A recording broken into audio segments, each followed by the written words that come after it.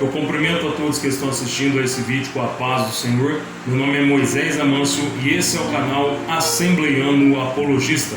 E o vídeo de hoje nós estaremos falando sobre a personalidade do Espírito Santo e os seus atributos divinos. Mas antes de nós irmos para o vídeo aí, eu peço a você que não é inscrito no canal que você venha se inscrever e ativar aí o sininho das notificações para que você possa ficar por dentro de tudo que acontece aqui no canal Assembleiano Apologista. Mas antes de nós irmos para o vídeo, nós vamos aí para a vinheta e depois retornaremos com o tema de hoje. Perguntas bíblicas. E a pergunta dele é a seguinte: por que é pecado beber bebida alcoólica? Versículos polêmicos. E no vídeo de hoje nós estaremos falando sobre um versículo polêmico. Resumo de histórias bíblicas. E Deus fechou a arca por fora, e se romperam todas as fontes do grande abismo. Debates. E como onipotente, está no Apocalipse capítulo 1 do versículo 7 e o versículo 8. Arcanjo, a palavra arcanjo está no singular, né? Existe somente um arcanjo. Mas quando nós olhamos ali em Daniel capítulo 10, versículo 13, nós vamos ver ele dizendo que Miguel ele é um dos primeiros príncipes. Pregações.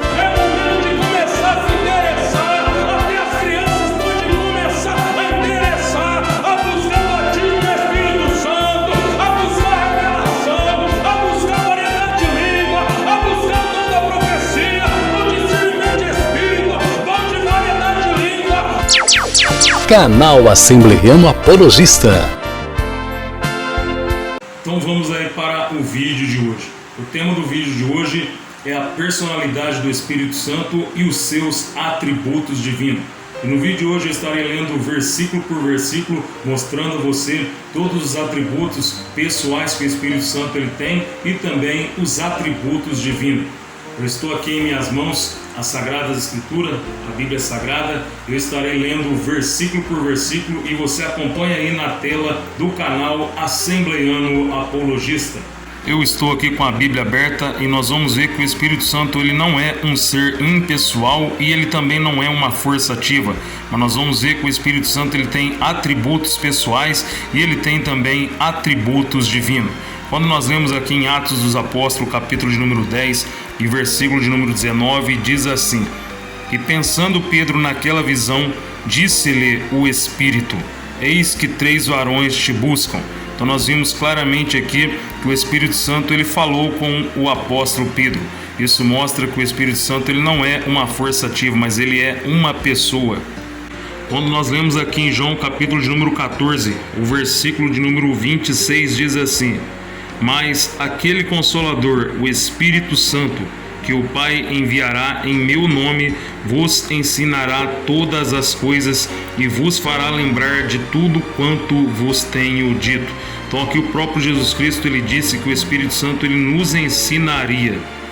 Então nós acabamos de ler aí que o Espírito Santo ele ensina. E quando nós lemos aqui em Atos capítulo de número 15 e o versículo de número 28, além de nós termos acabado de ver que o Espírito Santo ele ensina e uma força ativa não teria condições de ensinar ninguém, agora nós vamos ver aqui o Espírito Santo tomando uma decisão. Está escrito assim: Na verdade pareceu bem ao Espírito Santo e a nós não vos impor mais encargo algum, senão estas coisas necessárias. Então nós vimos aqui claramente o Espírito Santo tomando uma decisão e uma força ativa não teria condições de tomar alguma decisão. Quando nós lemos em Efésios capítulo de número 4 e o versículo de número 30, nós vamos ver que o Espírito Santo ele entristece, porque está escrito assim: E não entristeçais o Espírito Santo de Deus, no qual estáis selados para o dia da redenção. Se o Espírito Santo fosse somente uma emanação, somente um poder, somente uma força ativa, não teria como ele se entristecer. Quando nós lemos aqui em Romanos capítulo de número 8 e o versículo de número 26, nós vamos ver que o Espírito Santo ele intercede por nós com gemidos inexprimíveis. Olha o que diz aqui. E da mesma maneira também o Espírito ajuda as nossas fraquezas, porque não sabemos o que havemos de pedir como convém, mas o mesmo Espírito intercede por nós com gemidos inexprimíveis. Se ele fosse uma força ativa, como que ele iria interceder por nós com gemidos inexprimíveis? Na verdade, meu amado ouvinte, e quando nós lemos aqui também em Atos capítulo de número 8 e o versículo de número 29, nós vamos ver que o Espírito Santo ele também dá ordens. Nós vamos ver que ele disse assim, versículo 29: E disse o Espírito a Filipe: chega-te e ajunta-te a esse carro. Então nós vimos claramente aqui que o Espírito Santo ele ordenou a Filipe para se aproximar ali daquele carro. Se fosse uma força ativa, não teria como ele dar ordem a uma outra pessoa. E quando nós lemos também em João capítulo de número 15, o versículo de número 26, nós vamos ver aqui que o Espírito Santo ele deu testemunho de Jesus, ele dá testemunho de Jesus. Está escrito assim, versículo de número 26: Mas quando vier o Consolador, que eu da parte do Pai vos hei de enviar, aquele Espírito da verdade que procede do Pai, testificará de mim. Então o Espírito Santo ele dá testemunho de Jesus. E como que uma força ativa, uma emanação poderia dar testemunho de uma outra pessoa? Então isso fica claro e prova que o Espírito Santo ele tem personalidade pessoal. E quando nós lemos aqui em Atos dos Apóstolos, capítulo de número 13, o versículo de número 2, nós vamos perceber claramente que o Espírito Santo, ele escolhe os obreiros, ele separa obreiros para a sua seara, para a sua obra. Diz assim o versículo de número 2 do capítulo 13: E servindo eles ao Senhor e jejuando, disse o Espírito Santo: Apartai-me a Barnabé e a Saulo para a obra a que os tenho chamado. Então nós vemos aqui claramente o próprio Espírito Santo usando um pronome pessoal para ele mesmo quando ele diz assim: Apartai-me.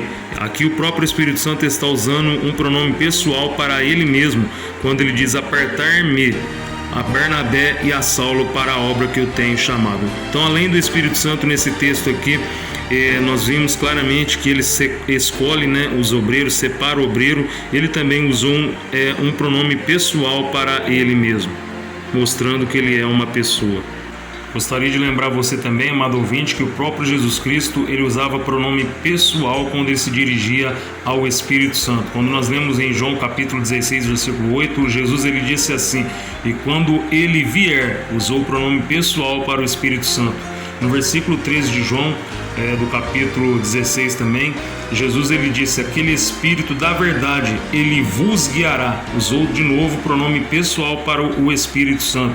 Quando nós lemos também o versículo 14 do mesmo capítulo, Jesus ele diz: ele me glorificará. Então usou mais uma vez um pronome pessoal para o Espírito Santo. E lá em João capítulo 15, versículo 26, Jesus também ele usa pronome pessoal novamente para o Espírito Santo, dizendo assim: ele testificará de mim. Então fica claro aí que o próprio Jesus Cristo ele usava pronome pessoal para mostrar a pessoalidade do Espírito Santo. E quando nós lemos aqui em João capítulo de número 14, o versículo de número 16, diz assim: e eu rogarei ao Pai, e ele vos dará outro Consolador, para que fique convosco para sempre. A palavra outro aqui no grego, a palavra outro no grego é alon, e significa outro da mesma espécie, ou seja, outro da mesma natureza. Jesus ele rogaria ao seu Pai para enviar um outro Consolador, que era um da mesma espécie, da mesma natureza que o próprio Jesus. E a palavra Consolador no grego é Paracleto, que significa consolador, advogado, amigo, e vários outros mais significados tem a palavra Paracleto no grego. Então nós vimos aí todos os textos que mostram aí a personalidade do Espírito Santo. Agora nós estaremos vendo aqui os versículos que mostram os atributos da divindade do Espírito Santo. Quando nós lemos aqui em Gálatas capítulo de número 6, o versículo de número 8, nós vamos ver que o Espírito Santo ele é fonte de vida eterna. Olha o que diz o versículo 8: porque o que semeia na carne, da carne ceifará a corrupção, mas o que semeia no Espírito, do Espírito ceifará a vida eterna. Então nós vamos ver que o Espírito Santo, ele é fonte de vida eterna para os servos do nosso Deus. E quando nós lemos aqui em Hebreus capítulo de número 9 e o versículo 14, nós podemos perceber que o Espírito Santo, ele é eterno. Nós sabemos que tudo que Jesus ele fazia quando ele estava humanizado, ele fazia pelo Espírito Santo, curava pelo Espírito Santo, operava maravilhas, libertava os oprimidos através do Espírito Santo. E aqui diz assim no versículo de número 14 do capítulo 9 de Hebreus, diz assim: quanto mais o sangue de Cristo, que pelo Espírito Eterno, olha lá, que pelo Espírito Eterno se ofereceu a si mesmo imaculado a Deus. Então aqui está dizendo que através do Espírito Santo, que é eterno, Jesus Cristo, ele se ofereceu imaculado a Deus, pois o Espírito Santo habitava na vida de Jesus, conforme nós vemos a descida do Espírito Santo no batismo ali de Jesus. Quando nós lemos lá em Jó, capítulo de número 33, versículo de número 4, nós vamos ver que o Espírito Santo, ele é criador. Nós vamos ver quando ele diz, no versículo 4, o Espírito de Deus me fez, e a inspiração do Todo-Poderoso me deu vida. Então nós vemos claramente que o Espírito Santo, ele é criador. Quando nós lemos aqui em 1 Pedro, capítulo de número 1, versículo de número 2, nós vamos ver que o Espírito Santo, ele é santificador. Diz assim, versículo de número 2: eleitos segundo a presciência de Deus Pai em santificação do Espírito. Então nós vimos claramente aí que o Espírito Santo, ele é santificador. Quando nós lemos aqui em Marcos capítulo de número 3, o versículo de número 28, o versículo de número 29, nós vamos ver aqui uma das qualidades do Espírito Santo que distingue ele das demais pessoas da triunidade de Deus. Olha o que diz aqui: na verdade vos digo que todos os pecados serão perdoados aos filhos dos homens, toda a sorte de blasfêmias com que blasfemarem. Qualquer, porém, que blasfemar contra o Espírito Santo nunca obterá perdão, mas será réu do eterno juízo. Então Jesus Cristo, ele disse aqui que todos os pecados serão perdoados, mas qualquer que blasfemar contra o Espírito Santo nunca obterá perdão, mas será réu do eterno juízo. Então essa é uma das qualidades do Espírito Santo. E quando nós lemos aqui em 1 Coríntios capítulo de número 3, versículo de número 16, nós vamos ver claramente que nós somos templo de Deus, templo do Espírito Santo. O Espírito Santo, ele é chamado de Deus. Diz assim, versículo 16: não sabeis vós que sois o templo de Deus e que o Espírito de Deus habita em vós? Então nós vimos aqui em 1 Coríntios capítulo 3, versículo 16, dizendo que nós somos templo de Deus e o Espírito Santo habita em nós. E quando nós lemos aqui em 1 Coríntios capítulo de número 6, versículo 19, aqui está dizendo que nós somos templo do Espírito Santo. Então o Espírito Santo, ele é chamado de Deus, porque no capítulo 3 diz que nós somos templo de Deus, e aqui está dizendo que nós somos templo do Espírito Santo. Então o Espírito Santo, ele é chamado de Deus na Bíblia. E quando nós lemos aqui em Atos capítulo de número 5, versículo 3, nós vamos ver claramente que o apóstolo Pedro chamou o Espírito Santo de Deus. Ele diz assim no versículo 3: disse então Pedro a Ananias: por que encheu Satanás o teu coração para que mentisses ao Espírito Santo e retivesse parte do preço da herdade? Guardando-a não ficava para ti, e vendida não estava em teu poder. Porque formaste esse desígnio em teu coração? Não mentiste aos homens, mas a Deus. Então aqui o apóstolo fala que Ananias mentiu ao Espírito Santo.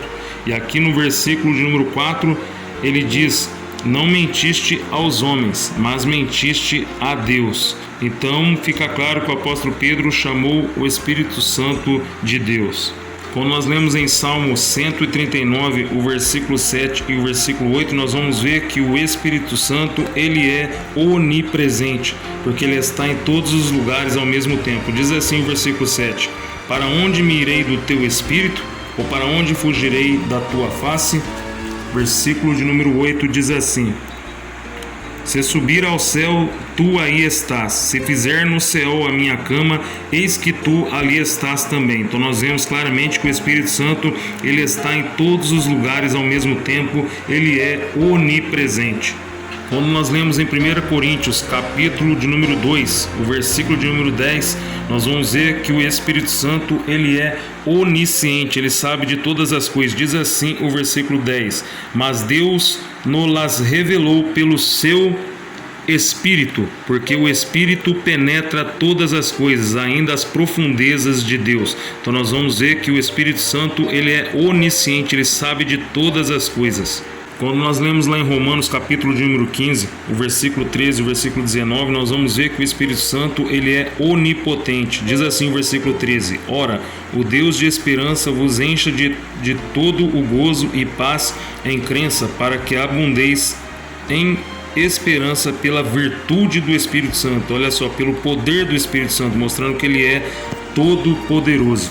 O versículo de número 19 diz assim: pelo poder dos sinais e prodígios na virtude do Espírito de Deus, de maneira que desde Jerusalém e arredores até o Lírico tem pregado o Evangelho de Jesus Cristo. Então nós vimos aqui pela virtude do Espírito Santo, pela virtude do Espírito de Deus. Então nós vamos ver claramente também nesse versículo que o Espírito Santo, ele é onipotente. Então esses são os versículos aí que eu mostrei na Sagrada Escritura, mostrando a pessoalidade do Espírito Santo, que ele tem personalidade, e mostrando também os atributos divinos do Espírito Santo. Então esse foi o vídeo de hoje aí. Você que ficou assistindo até o final, espero que esse vídeo te ajude a compreender melhor a Sagrada Escritura, a pessoa do Espírito Santo, e que você possa continuar crescendo na graça e no conhecimento, e fiquem todos na paz do Senhor.